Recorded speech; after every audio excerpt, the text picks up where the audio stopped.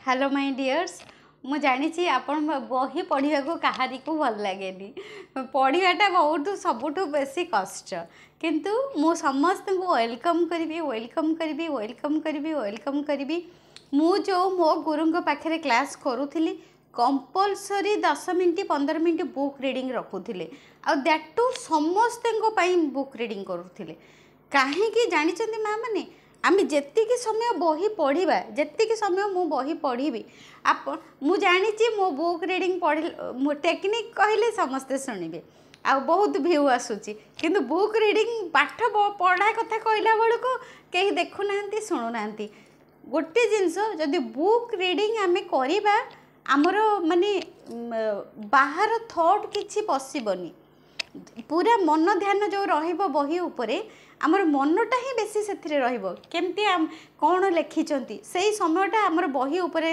मन रहिबो ताहले कौन हबो ना बाहर कौन सी खराब थॉट आमको बेसी डिस्टर्ब करिवो नाही आ बही पढ़िले आमर बहुत नॉलेज गेन हबो सेटा आमे माँ माने बुझंतु जे आमे जदि बही पढ़ा डेली बुक रीडिंग करवा आमे बहुत किछि जानि परिबा आमे सेथरु किछि ज्ञान जानि परिबा आ ज्ञान ठू विद्या ठू बड़ जिनस किछि नाही सेथिपाई मु आपण मानकु माने आपण मान तो मते बहुत विश्वास करंती मु जानिछि किंतु ए बुक रीडिंग केवल आनिछि आपण मानकु बही पूरा टोटल मिलियंस ऑफ बिक्री ए बही मिलियंस ऑफ बिक्री सेथिपाई एते लोक जतबे जानुचंती आपण मानक पई कि मु एटा बुक रीडिंग आनिछि मते आपण माने जणेबे मो बही पढ़ा भल लागुछि कि नाही मते जणेबे सबु कमेंट रे जे गुरुमा बुक रीडिंग मते भल लगुची कि बुक रीडिंग भल लगुनी आमको बही जदि कहिबे ताले मो एटा आगो को बढ़ेबी आज बहुत भल चैप्टरटा अछि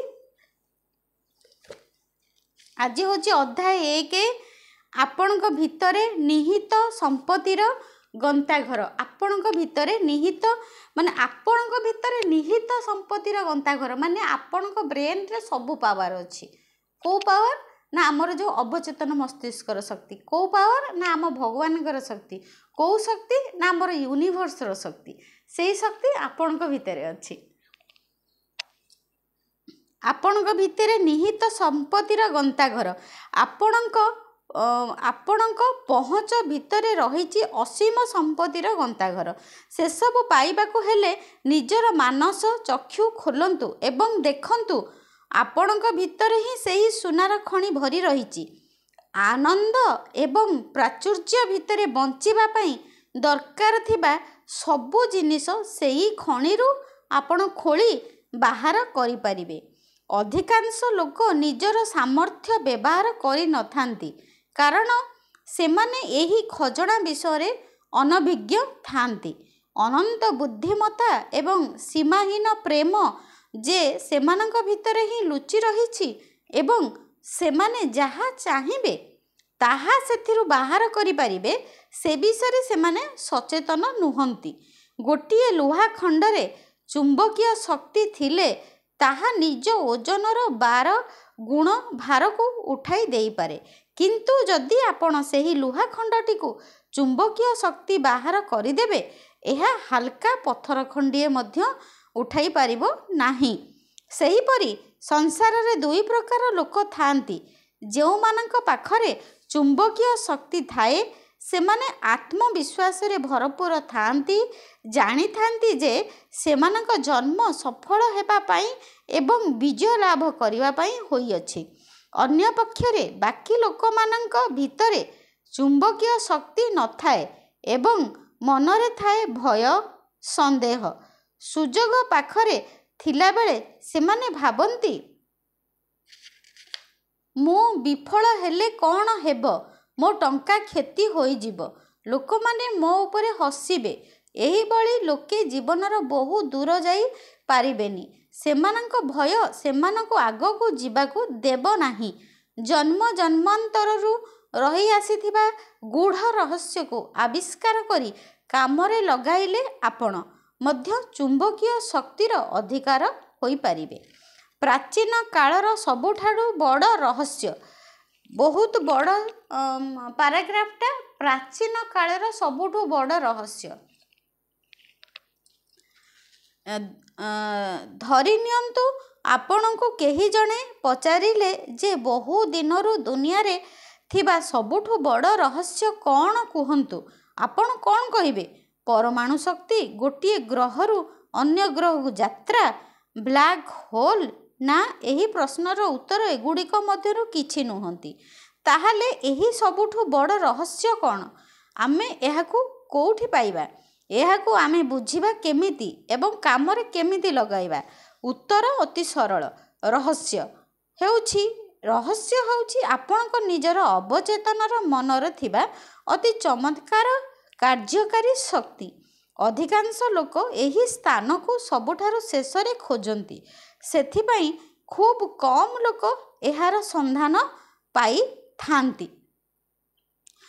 ଆପଣଙ୍କ ଅବଚେତନ ମନର ଆଶ୍ଚର୍ଯ୍ୟଜନକ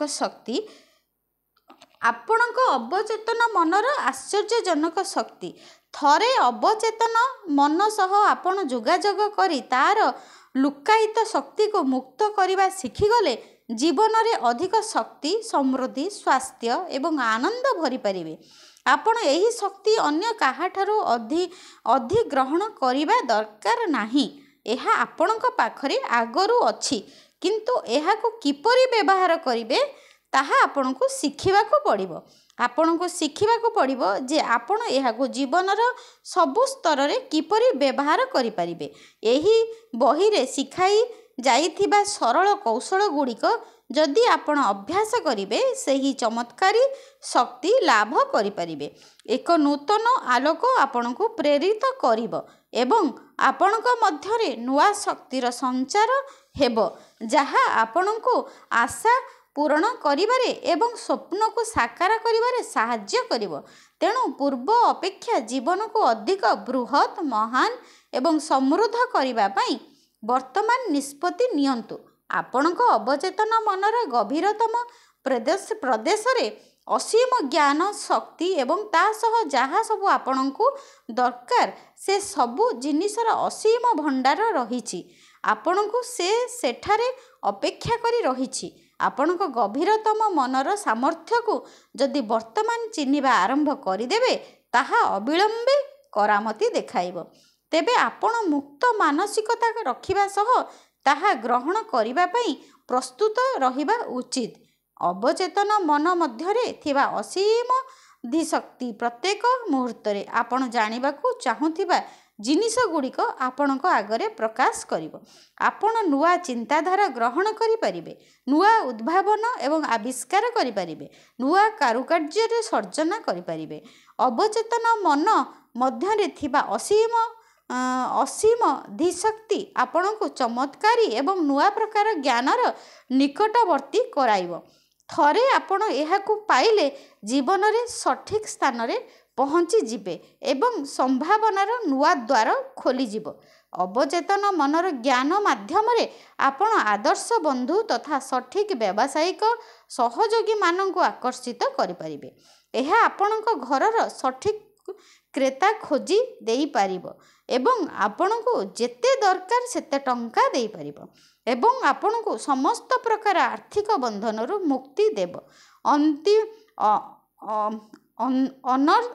ଅନ୍ତର୍ମନ ମାନେ ଆମ ଭିତର ମନର ଅନ୍ତର୍ମନର ଚିନ୍ତାଧାରା, ଅନୁଭବ, ଆଲୋକ, ପ୍ରେମ ଏବଂ ସୁନ୍ଦରତାକୁ ଏହି ଦୁନିଆରେ ଖୋଜିବାରେ ଅଧିକାର ଆପଣଙ୍କର ରହିଛି। ଅଦୃଶ୍ୟ ହେଲେ ମଧ୍ୟ ଏହାର ଶକ୍ତି ବିଶାଳ। ଅବଚେତନ ମନ ମଧ୍ୟରେ ଆପଣ ସବୁ ସମସ୍ୟାର ସମାଧାନ ପାଇପାରିବେ।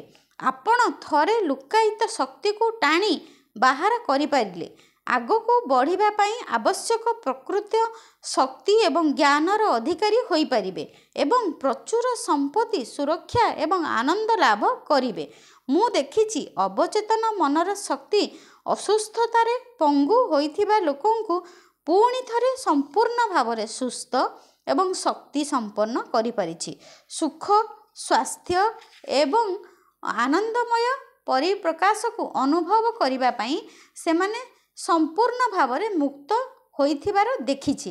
ଆପଣଙ୍କ ଅବଚେତନର ଏକ ଚମତ୍କାର ଆରୋଗ୍ୟକାରୀ ଶକ୍ତି ରହିଛି, ଯାହା ସମସ୍ୟାରେ ଥିବା ମନ ଏବଂ ଭାଙ୍ଗି ଯାଇଥିବା ହୃଦୟକୁ ପୂରାପୂରି ଠିକ୍ କରିପାରେ।